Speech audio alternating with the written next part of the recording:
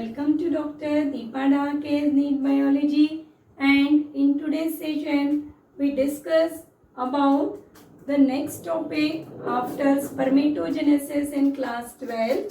So now we discuss about the process of spermiogenesis and the electron microscopic structure of the spermatozoa or human male gamete that you appear on the board.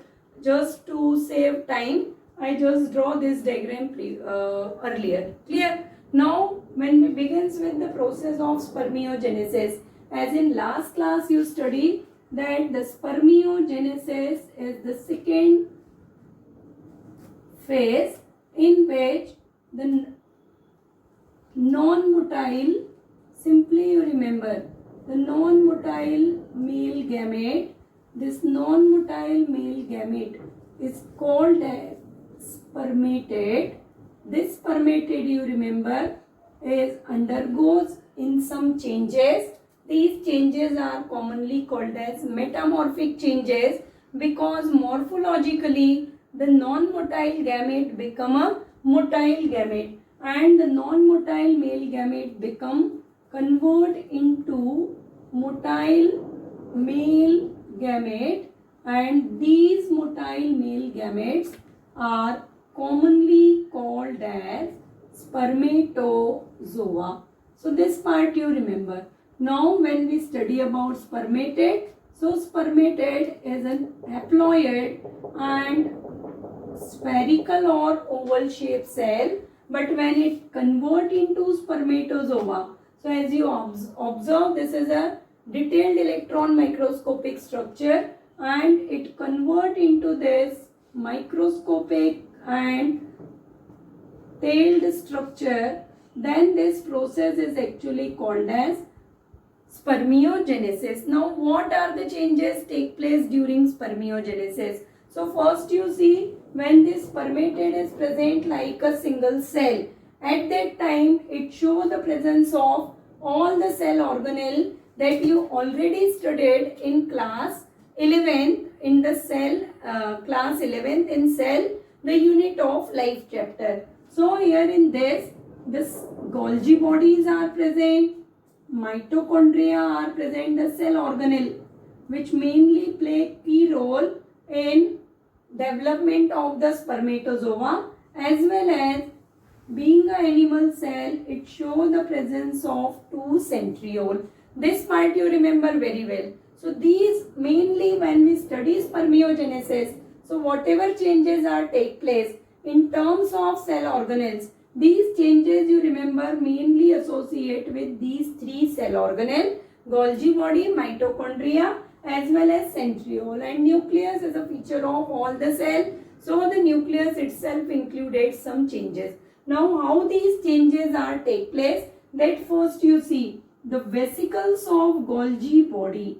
Here you remember vesicles of Golgi body arranged at the top of the head and responsible for the formation of cap-like structure, and this cap-like structure you remember is called as acrosome.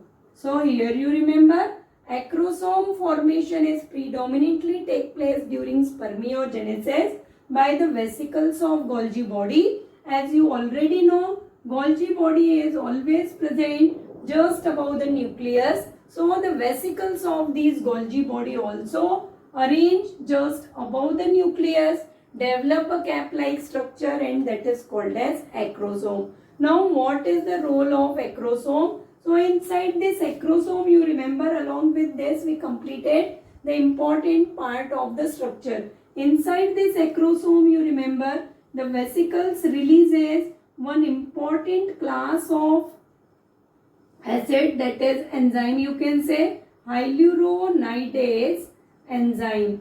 Hyaluronidase enzyme, or this enzyme is also called as sperm lysine, and it is secreted at the time of fertilization. So acrosome you remember mainly helpful to spermatozoa at the time of fertilization, when it responsible for the penetration of the zona pellucida of ovum or egg membrane. So this part you remember. Second part we study the more condensation, chromosome become more condensed.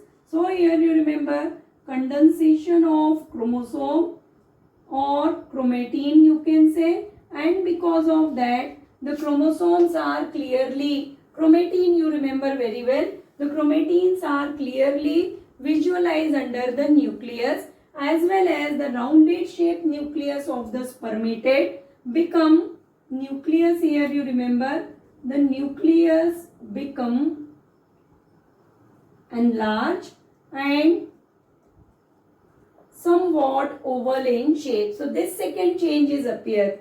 The third important change we study in terms of centriole. Just below the nucleus you remember two centriole. Here you appear the two centriole. So the centrioles, normally centriole we study that they are present towards this side of the nucleus. But when the nucleus undergoes in condensation and enlargement reaction, at that time you remember the centrioles slowly shift towards the base of the nucleus, and these two centriole now denoted as the proximal centriole and distal centriole. So here you remember the next changes appear in centriole, and centrioles become differentiate as proximal centriole as well as distal centriole. Now proximal centriole when we study, so proximal centriole you remember, proximal centriole predominantly you remember,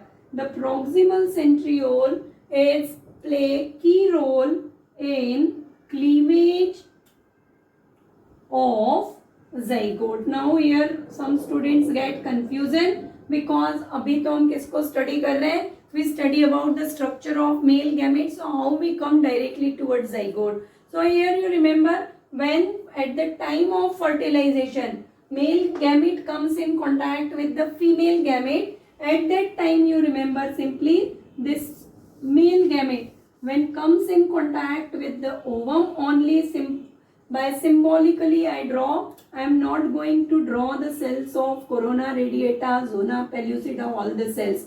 Only symbolically I explain. When this comes in contact with the membrane of the female gamete, and then the membrane get dissolved and the nucleus has entered, not entire spermatozoa enter inside the female gamete, only the nucleus of the spermatozoa enter inside a female gamete. So along with this nucleus, this is one of the most important question for NEET also, which of the cell organelle is enter in female gamete along with the nucleus of spermatozoa. So that you remember the proximal centriole is also enter inside the female gamete along with the male nucleus, and then this male nucleus fused with female gamete, and upon fusion it will form a diploid zygote. When this zygote undergoes in cleavage, cleavage means mitosis division of zygote, which is responsible for the formation of embryo. That mitosis division when begins in this zygote. So you already know that in animal cell division required or nuclear division required the centriole, and for the zygote division from where the centriole is available, so that centriole you remember, this is the centriole, which one is the proximal centriole, and this proximal centriole enter inside the female gamete at the time of fertilization along with the nucleus of the male gamete. So that we will study in detail when we come towards the section of fertilization. Now, so this for small part, in small term you remember, short term, that the proximal centriole is required for the cleavage of zygote, and distal centriole you remember, it developed axial filament, and this axial filament will responsible for the development of tail.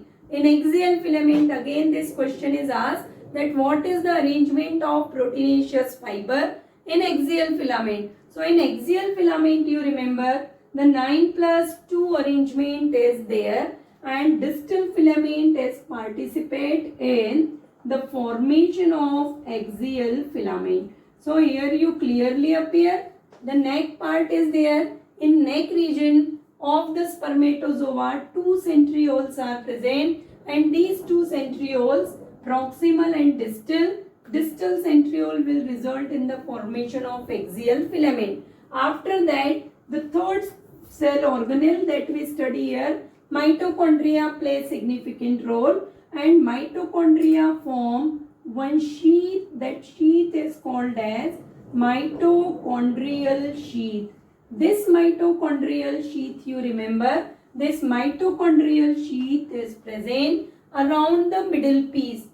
After neck, the next region or next part of the spermatozoa is middle piece, and in middle piece region, the axial filament is protected by mitochondrial sheath. Now, what is the role of mitochondria? So that you remember that this mitochondria, as you all are knowing, mitochondria are commonly called as powerhouse, and they are responsible for synthesis and storage of ATP. So these mitochondria in the form of mitochondrial sheath provided the ATP, and that ATP is used by the tail or by the axial filament during the movement of spermatozoa. So this much changes are take place, and because of all these changes, you remember, the non-motile spermatid become a spermatozoa. When we come towards the electron microscopic structure of the spermatozoa,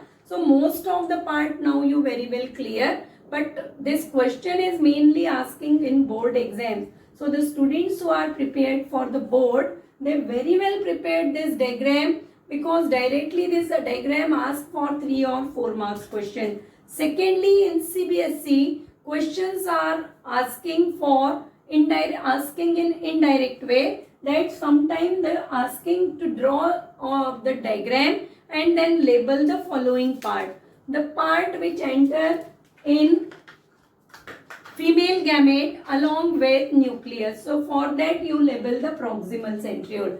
The part of spermatozoa which helpful in the penetration of the female gamete. So that part is acrosome. The part, label the part which helpful in providing the movement to tail or energy to tail. In that case you mention or label the middle piece as well as mitochondrial sheath. So but for that also you very well know the functions of each and every part and labeling of this diagram. So you make a habit whenever you go for practicing diagram. This is one tip for board students, that you try to draw the diagram. Not only visualize the diagram and not only visualize the labeling, that this is the shape of head, this is the shape of nucleus. Not in that way. You properly draw the diagram at least for 10 to 20 times.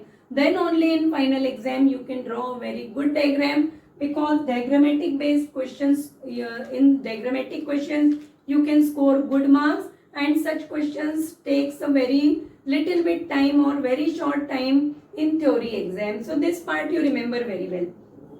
Diagram as you appear, the head is consist of small cap shaped acrosome and large nearly oval shaped nucleus. Nucleus also protected by the post-acrosomal sheath. Acrosome, now you all are knowing what is the role of acrosome. So that whatever we discuss here, that part you remember, acrosome is play important role in capacitization as well as important role in fertilization, and it contain hyaluronidase enzyme. Nucleus, you all are knowing, nucleus contain genetic material and the properties, all the genes, all the chromosomes of the male parent are transferred into the progeny with the help of this nucleus. So that all about nucleus. Centriole, neck is mainly made up of 2 centriole, and what are the functions, that also you all are now knowing, because we already discussed. Middle piece, the neck is followed by middle piece. Middle piece show the presence of mitochondrial sheath, and these mitochondria provide energy for the movement of tail. And tail किसके through form है? Very long tail is present, and this tail is responsible for the movement of spermatozoa and in tail the axial filament is present, which show the 9+2 arrangement. So very short session today I conducted because this separately spermiogenesis or the changes during spermiogenesis separately not mentioned, but in boards as well as in NEET exam the questions are repeatedly asking from the changes whichever take place during the spermiogenesis phenomena. So this much you remember for the structure of spermatozoa as well as for the changes which are take place during spermiogenesis. In next session we will begins with the oogenesis and follicular phase. So first we discuss about the follicular phase in human females, because the follicular phase once you clear, then only the phenomena of oogenesis you very well understand. Up to that session, next session, all students stay motivated, stay blessed, work hard and achieve your goal.